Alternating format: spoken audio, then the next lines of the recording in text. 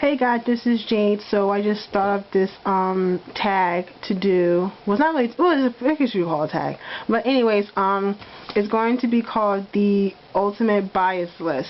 So it's pretty simple. All you have to do is pick your top 5 ultimate biases. I mean, like ultimate as in like these are your ride or die. You love to put them up for any other person in K-pop. Like you're number 1. So you have to pick your top 5. Now, the list is ultimately up to you. So, for example, if you have an all-male list, that's fine. You have an all-female list, that's fine as well. If you have a mixture of the two, that's completely fine. This is your list. So do what you want with the list. Like I said, it's only top 5. If it's longer than that, the video's gonna be like long as hell. So pretty much. So again, just top 5 ultimate biases. And in the video, in your video, you just talk about how they became your bias and why they are your bias. It's pretty simple. So I'm gonna do mine, and so number 5 is none other than Jackson from GOT7. Excuse my raggedy ass paper. Sorry. So yeah, Jackson from GOT7. When I first got into GOT7, Mark was originally my bias. And it wasn't until I guess I started watching more the like variety shows and stuff like that. I think it was when I started watching their real GOT7 episodes, and just like he just really has this personality you can't just ignore, because he's really definitely, he just speaks his mind. He doesn't hold his tongue. He's not blunt or rude about it, but he does, you know, speak his mind, which I really do like. He's definitely a very caring person. I mean, just seeing him on Roommates, how he was with the other castmates, and how him and Youngji, even though they argued half the time, but he still, you know, how he treated her. And then now on Laws of the Jungle with him and Hani from EXID. I'm sorry I call him Exit, but you know how he treats her and stuff like that. He just really has this caring personality about him, and even like with his own members, especially with the younger members like Youngjae, Yugyeom, and Bam Bam and stuff like that. And not only that, but he's just really funny. Like, I know a lot of times people think that he's kind of like he's kind of extra with it, but I honestly think that's just his personality. I really think just his random ass outburst and just him randomly dancing and shit like that, it's just, I really think that's just how he is. I don't think he's making that up whatsoever. That's just how he is, and I absolutely love that about Jackson. That's why he is like my 5th ultimate bias. So my next bias will be number 4, and it's none other than Dongwoo from Infinite.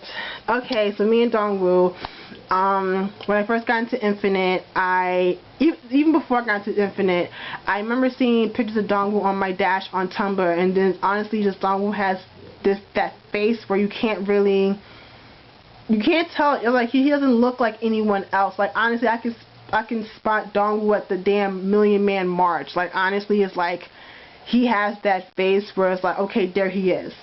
And not only that, but just like his personality is a bit off the hook. Like, I don't know why he has an obsession with asses, and he likes to bite people at random ass moments, especially his members. I don't know what's up with that, but yeah, I mean, just seeing him like on variety shows, he has a really funny personality. He reminds me a lot of Jackson. They kind of have like similar personalities, even though they're different in age, but they do have similar personality. They're both caring, and especially, you know, just not just with their members, with people around them, and you know, with fans and stuff like that. And Dongwoo's just really, he's like hilarious. Just watching like episodes of like their episode of Sesame Player, and then like other shows they've done over the years, like Dongwoo is hilarious, and that's what I just ultimately love about Dongwoo. And then the one thing that I love but I hate at the same time is when he gets emotional. Like, I love that he's very like, he's a bit sensitive, but I hate when he cries, because it just breaks my heart, because I don't want to see him cry, because it's like when he cries, he goes in. I'm talking like gut-wrenching, pouring my soul out type of cry, and I hate that because it's like I don't want to see him upset, but you know, that's just the kind of person he is, and that's why I absolutely love Dongwoo. And then next on my list is none other than Jay Park. Okay, so yeah, I'm one of those people. I absolutely love Jay Park. I'm not ashamed of it. I love him to death, even though there have been moments I just want to slap him upside the head, but I'm willing to admit that.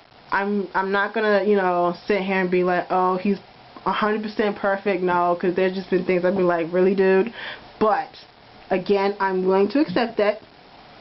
I'm willing to accept that about him. But just, I mean, I think the one thing I love about him is the fact that I think of him as like the comeback kid, because I mean the whole thing with 2 PM when he left the group and then he left Korea for a couple years, went back to Seattle, was working at a tire shop, just being a regular Joe Schmo, and all of a sudden he uploads a video of a cover and all of a sudden he's like popping again, and then he's doing a lot of stuff on his own, you know, just starting his career from the bottom up, and then, you know, just getting to where he is now with like AOMG, and then being on, you know, Show Me the Money last season, and then becoming like one of the, you know, most popular independent labels in Korea, you know, going on tours in America and stuff like that. It's just like, you can't, like, you don't have to like him, but you cannot but, you know, respect the hustle. Like, he's always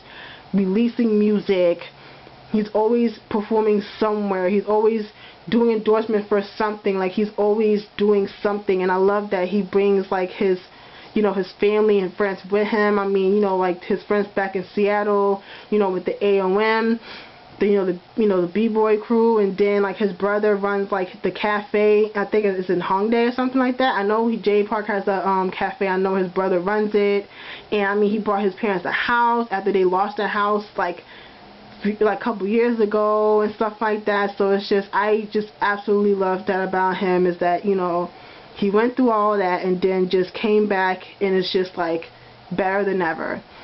So yeah, that's why I love Jay Park. And number two, yes, number 2 is none other than my favorite person in SHINee, is Junghyun. I absolutely love him. Funny, because he wasn't originally my bias. It was actually Taemin. I fell in love with Taemin at first when I saw him on We Got Married, and I was like, oh my god, he's so cute. And then like him and Onu was kind of like battling out for a while.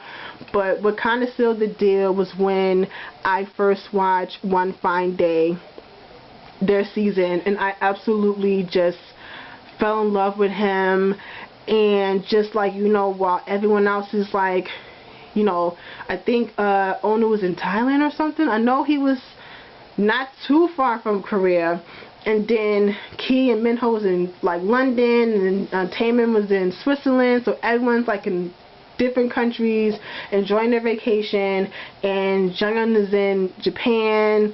And like he's still walking around, he's still signing autographs for people and taking pictures with people and stuff like that. And he's still worrying about his members, even though he could just, you know, just relax and enjoy his time. He still finds somehow he just has, you know, worries about his members. I absolutely love that about him. And then not only that, it's just like he's really a sensitive person. I don't know if that's the Aries thing, because I'm an Aries myself, so I'm guessing maybe that's like an Aries kind of thing, because I think that is, because I'm a little sensitive myself. But I mean, just him as a person, I love to death. And I mean, I remember when he made that announcement, like, was it last year or the year before last, where he said that he was for gay marriage and just equality rights for the LGBT community. I know a lot of people were not here for, and people were pretty upset about it, but I mean, it was very brave of him to say something like that, especially in Korea, where like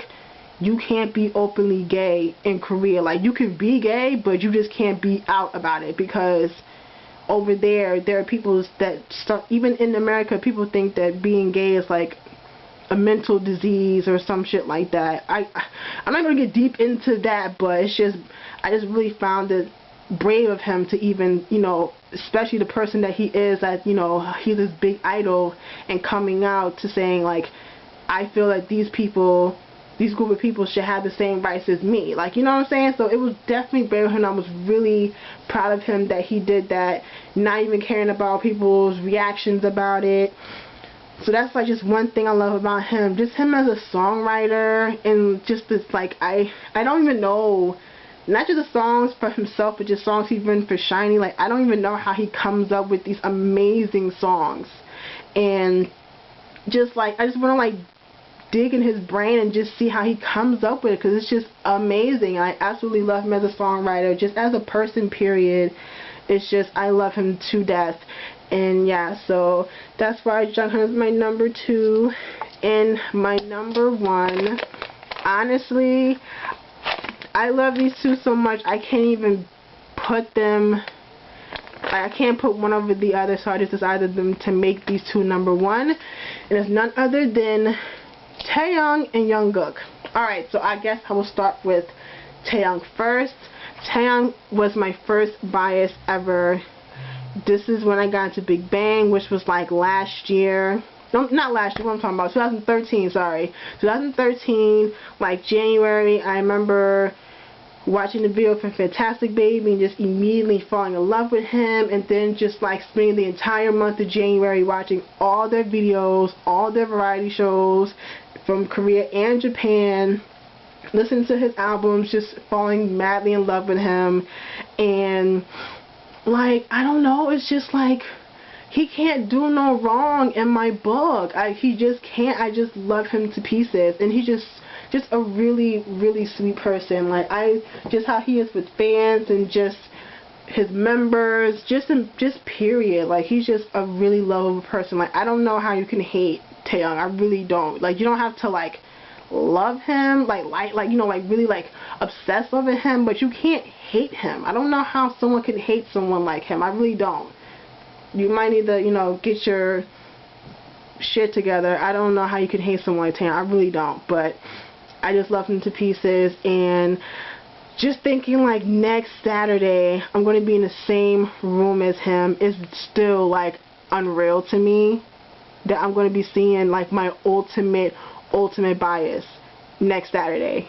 I can't even believe it. Like, I'm trying not to I can't believe this is actually happening, but yeah, I'm just really, really excited to see not just him, but just Big Bang, period.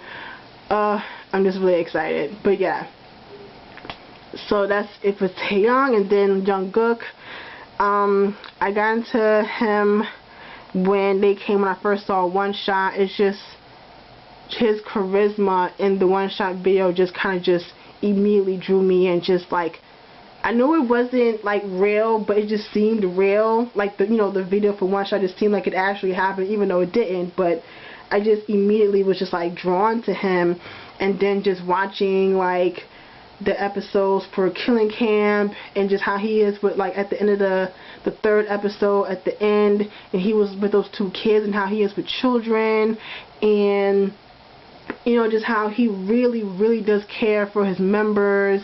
And like, even though like the whole shit that went down with them and TS, that he decided to wait till Zella was like old enough to hold, you know, to do the whole lawsuit thing, and the fact that he still wanted to keep the group together, even though he could have just like been like, I'm done with this, and just left the group, and then it would just been a wrap. But the fact that he still wanted to be the 6 of them and go through this together, it's, you know, it makes me just feel good that he actually still wants to stick around when he could have just left.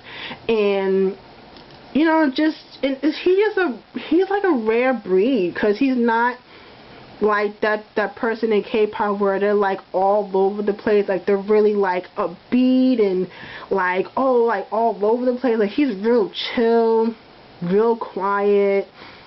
Like, he's not, you know what I'm saying? It's just, he's really, and he's really a deep person. Just listening to like his music, and even like when he came out with the 4:44 a.m. song, like, that was like, oh my god, it just hit me deep in my heart. Like, he is really deep person.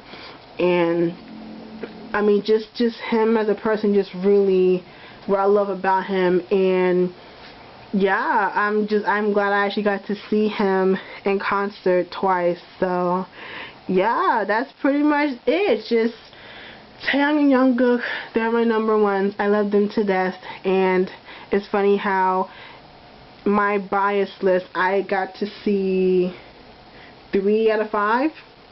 So the only ones I haven't seen yet is yeah, Jackson, Junghyun, and J Park. So yeah, I'm still crazy that I'm going to see Taehyung in like a week. But yeah, that's pretty much my bias list. So again, you know, let me know if you decide to do the video. I would love to watch it. And yeah, I will talk to you guys later. Bye.